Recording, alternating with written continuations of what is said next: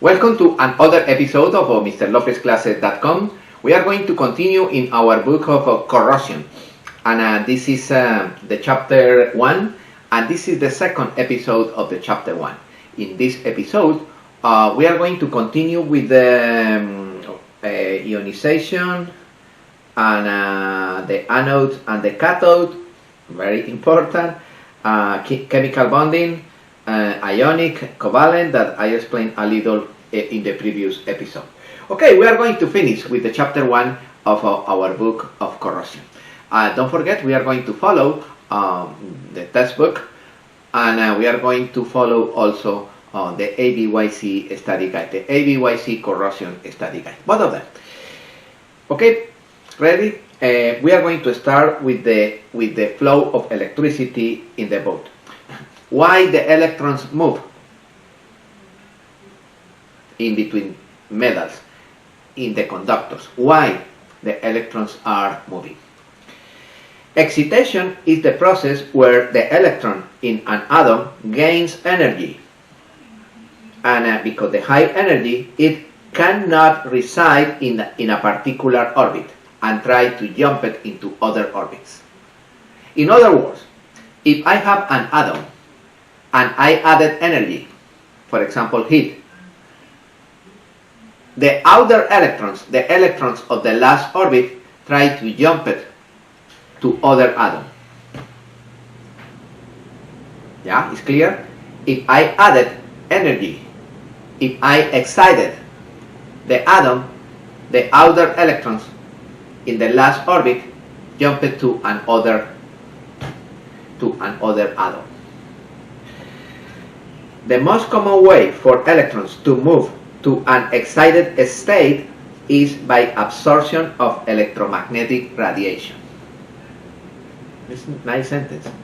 The most common way for electrons moving in other state is by absorption of electromagnetic radiation. Nice slide, important slide.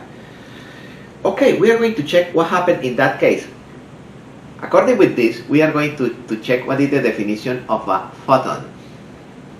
What is the meaning of a photon? A photon is produced whenever an electron in a higher than a normal orbit falls back into the normal orbit. Once again, a photon is produced whenever an electron in a higher than the normal orbit falls back into the original orbit. It's the return of the electron to the original orbit when the atom lose energy, lose heat. The electron tries to return to the original orbit. During the fall from the high energy to the normal energy, the electron emits a photon. The electrons emit a radiation. The electrons emit a beam of light. That radiation is a packet of energy with some specific characteristics. Once again, we are going to check the definition of a photon. Is the energy released by an atom when an electron that is excited, the electron jumped in a higher orbit or into another atom, when that electron tries to return to the previous orbit, emit a package of energy, emit a photon. This is the definition of photon. It's simple. The photon has a frequency or color. That color depends on the distance that the electron travels in the process of return. You can see this phenomenon in the lamps, in the neon lamps, in the fluorescent lamps, because inside of those fluorescent lights you have neon and sodium and vapor. Those lamps, they work with the principle of the photons. In other words, those lamps, the neon lamps, are lamps that collect different amounts of radiations, photons. Yeah, for that reason you founded those neon lamps in different variety of colors.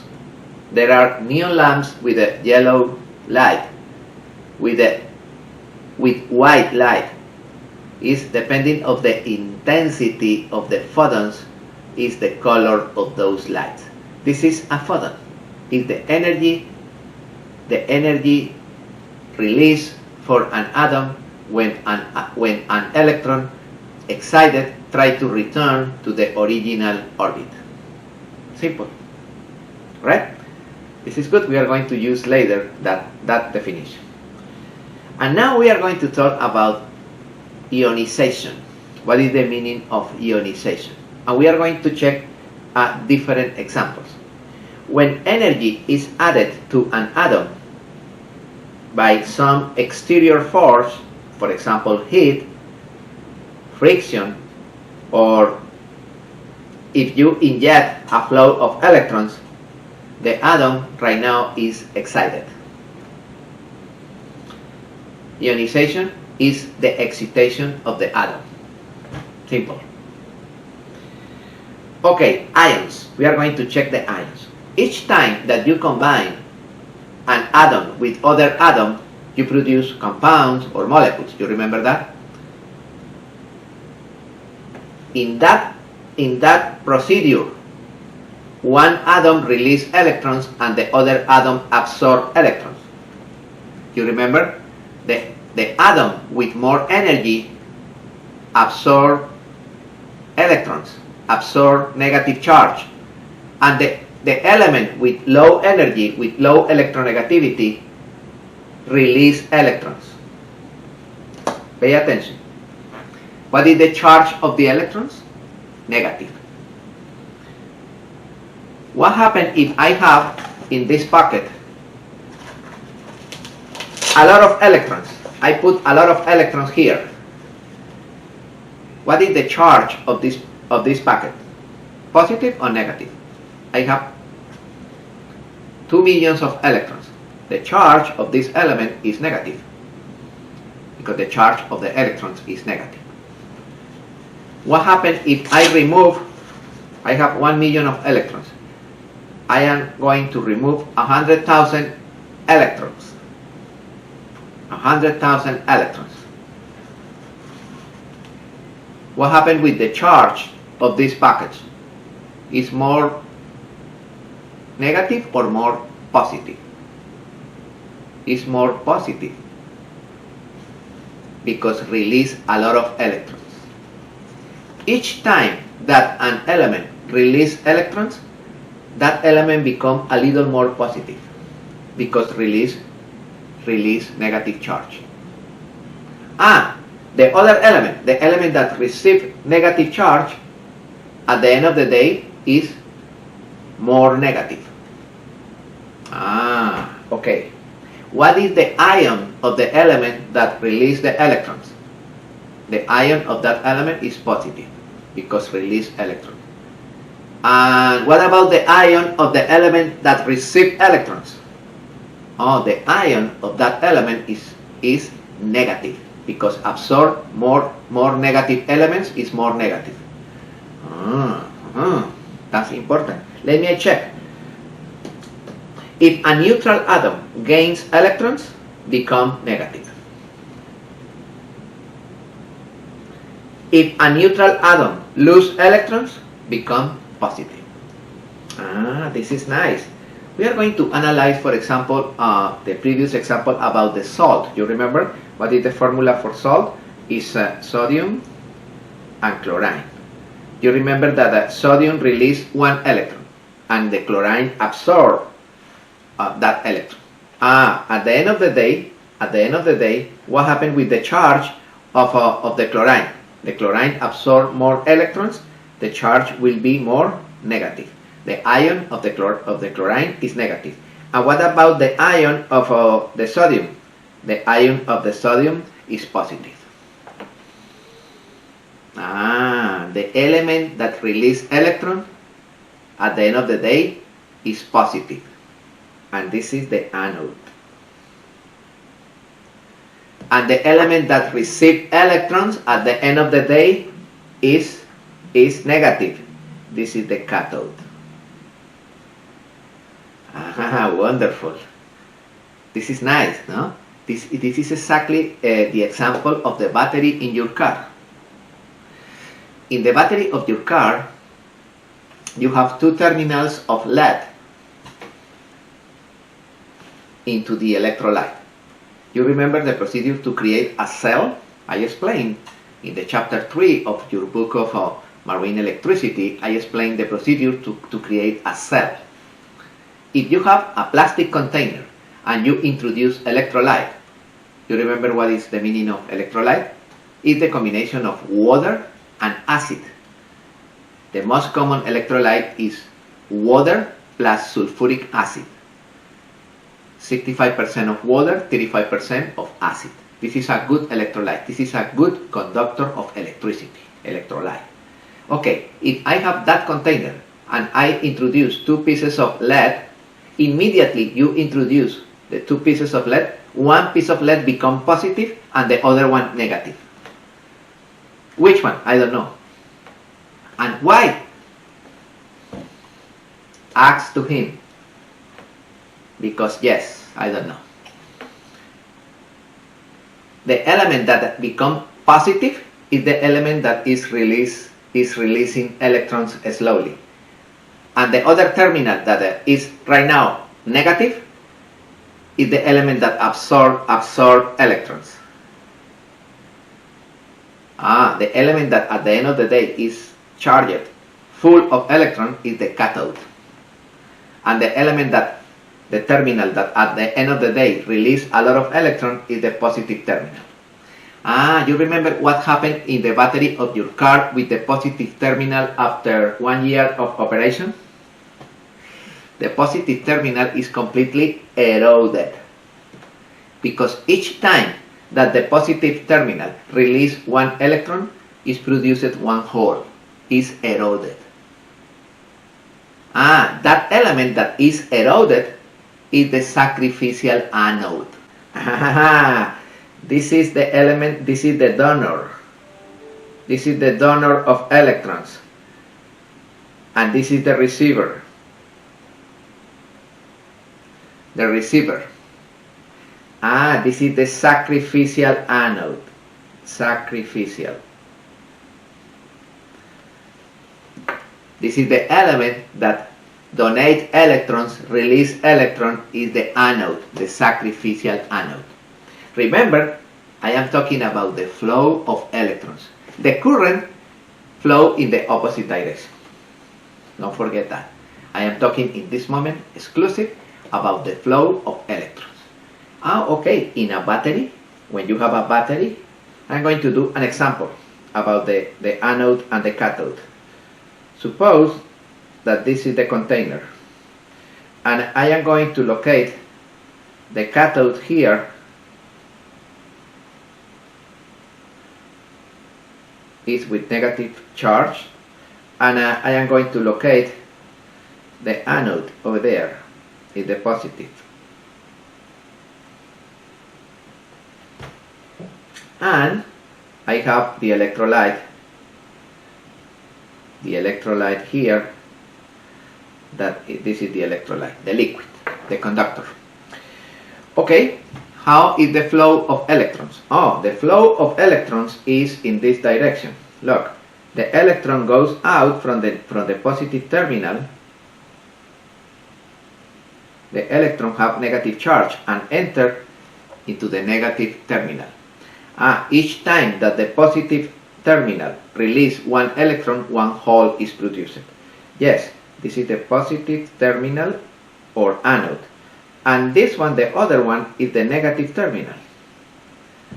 The flow of electrons is from the positive terminal into the negative terminal. And the flow of current is in the opposite direction. You remember I explained in the course of electricity. I explained that this is basically the same like the third law of Newton. when you apply a force to an object, the object produces an opposite force in the opposite direction. Equal force but in opposite direction. This is the third law of Newton, and it's exactly the same for this situation. The electrons flow from the positive terminal into the negative terminals, and the current flow from the negative terminal into the positive. It's the opposite way. Okay, my friends, and this is the concept of the ions, the ionization. We are going to refresh quickly. Ions are formed when atoms or group of atoms lose or gains electrons, lose or gains charge. Normally, the metal lose the electrons when they are combined with the oxygen. You remember in the periodic table? In the periodic table we have the oxygen in the group number 6 with high energy. And the majority of the metals are located here in this side. The majority of the metals are located in the transition metals, in the center, in the group of the transition metals. For example, when you combine iron with oxygen, what is the molecule for iron and oxygen? Is F2O3. It's 3 atoms of oxygen per 2 atoms of iron. This is the molecule of iron oxide.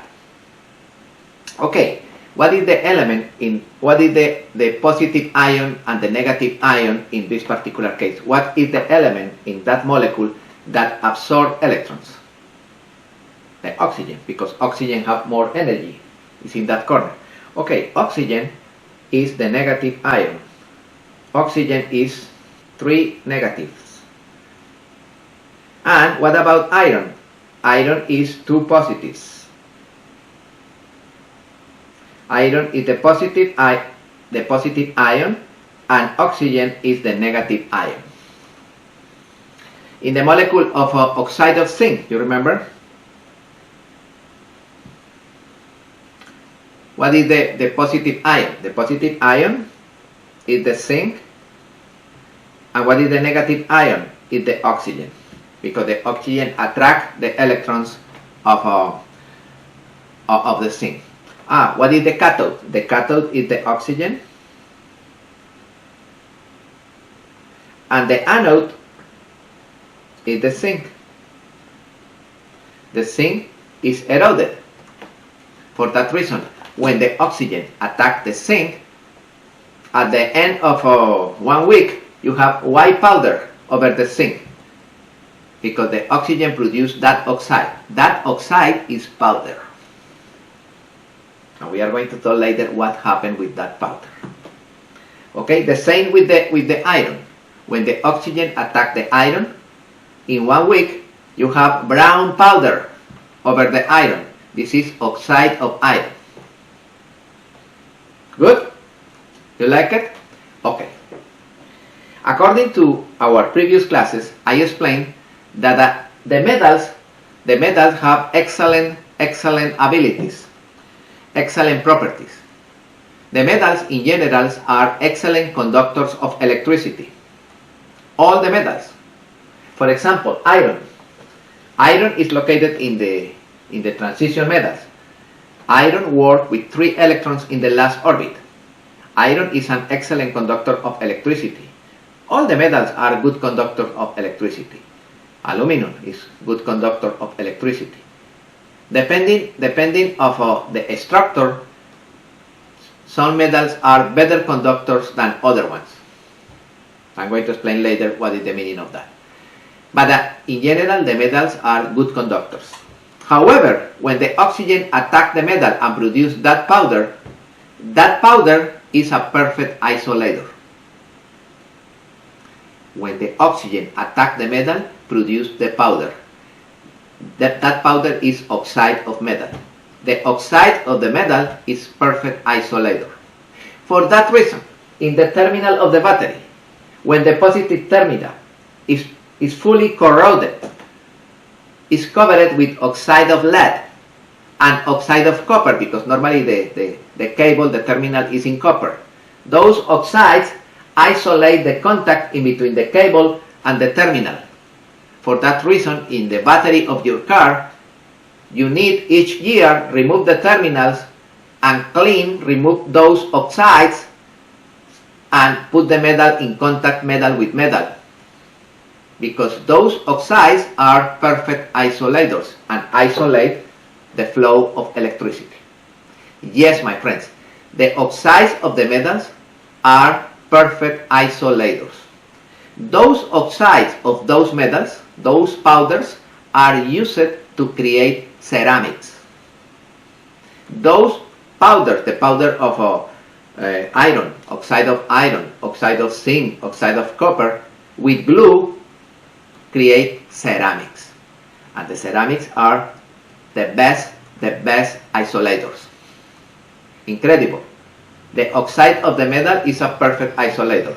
However, the metal, the pure metal, is a perfect conductor. Right? Don't forget, this is very important. And those are the ions. Those are the ions. I want that you check in your book, because I make a mistake. I apologize. I want that you do the correction. Right? Was my fault. I apologize. I need that you change, because in your book you have a opposite.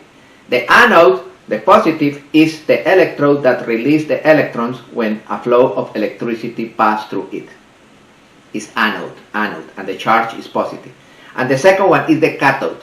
Please verify your book and change that name. The cathode, negative, is the electrode that receives the electrons when the flow of electricity passes through it. Alright, please make the correction. I apologize. The second one, the anode, is the terminal where the currents flow in. Yeah, because the current flow in the opposite direction.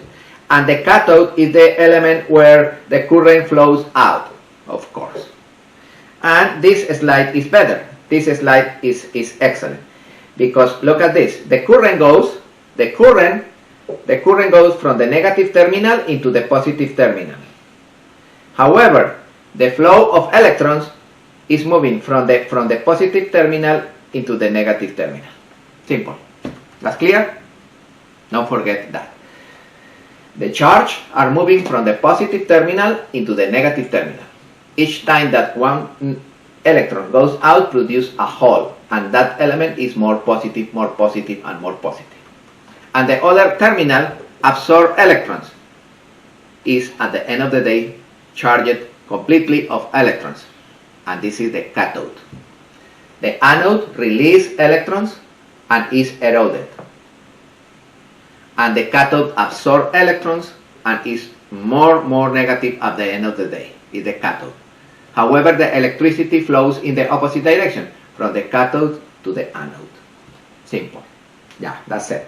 That's the definition. You don't need more. For example, in this particular scenario, the combination of zinc and aluminum. Let me explain something before we continue. We need to take care about this. There are metals that are not recommended to be together in a marine environment.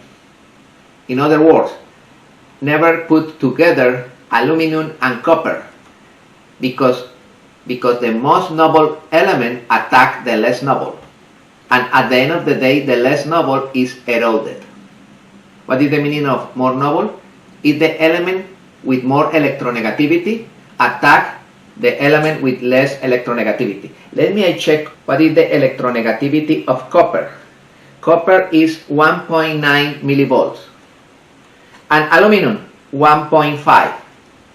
Who is more noble? Copper. Copper 1.9, aluminum 1.5. Okay, and now we are going to return in our example. Copper and aluminum. Aluminum is if you have together copper and aluminum, copper is more noble, 1.9 volts, and aluminum 1.5. What element attacked the other one? Copper attacked the aluminum, and the aluminum at the end of the day is eroded. Alright, don't forget that. For that reason, never use aluminum with the copper together. For example, in the aluminum tank, when you use copper fittings, the copper fitting attacked the aluminum and eroded the aluminum around the fitting, and in 6 months, 1 year, you have a leak over there. This is catastrophic in a boat. For example, if this is the fuel tank, and one day in that area, in that boundary, there are too much holes, you have leaks, and you have a problem, probably you have fire in the boat. Be careful with that. Never put together copper and aluminum, especially because the structures are too dissimilar, and the most noble, in this case copper, attack the aluminum. Other example is with the aluminum and zinc. In this particular case, aluminum is more noble, it's in the right side of the periodic table, and zinc is a little less noble. For that reason, zinc is the anode, and aluminum is the cathode.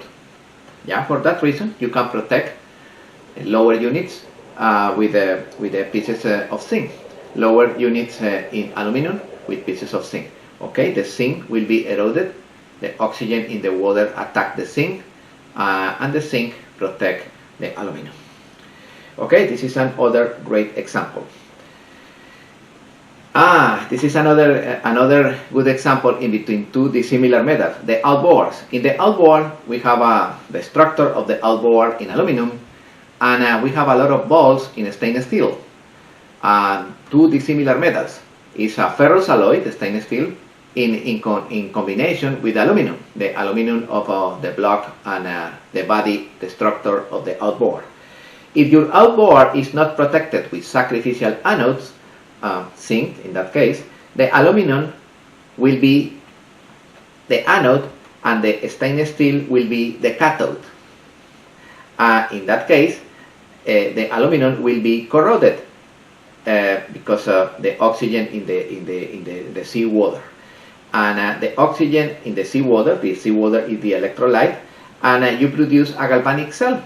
And the more noble metal attack the less noble, and in this case the less noble, the aluminum, will be corroded and eroded. Yeah, for that reason you need protect with the zincs. The zincs absorb the zinc, the oxygen attack the zinc, and the aluminum will be protected. The sacrificial anodes are mandatory, my friend. This is the only way to protect other metal is with sacrificial anodes. What is the best of the sacrificial anodes? Is the zinc. Magnesium also is good, especially in fresh water. And some aluminum alloys, we are going to talk later about that, are good in some specific situations, especially in brick water. Okay, my friends. Yeah, this is the example of aluminum and copper. You remember I explained in the previous one, aluminum is 1.5, copper 1.9. We have this example here. This is the perfect example. Aluminum is 1.5 millivolts of electronegativity, and this is 1.9. This is the element with higher energy, this is the cathode, and this is the element with less energy is the anode. The copper attacked the aluminum, like I explained before, corroded the area around the contact surface, and the aluminum is eroded and suddenly is perforated, and you have a leak of the fuel or leak of water, depending of the tank, if the tank is for fresh water or for fuel. Okay, my friend, important.